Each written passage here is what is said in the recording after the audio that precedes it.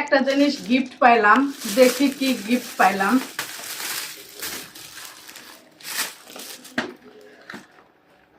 কেউ ভালোবেসে আজকে আমাকে কিছু চকলেট গিফট করছে।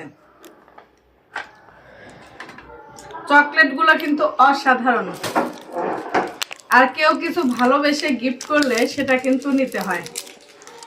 আর এই চকলেটগুলো তো সবই আমার মেয়ে খাবে। আমার মেয়ে তো চকলেট পছন্দ করে, আমি তো মিষ্টি একদমই সেরকম খাই না।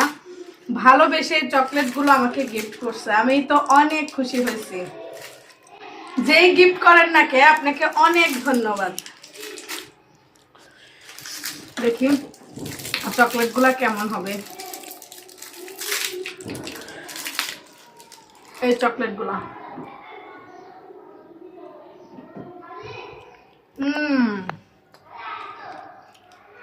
দারুণ।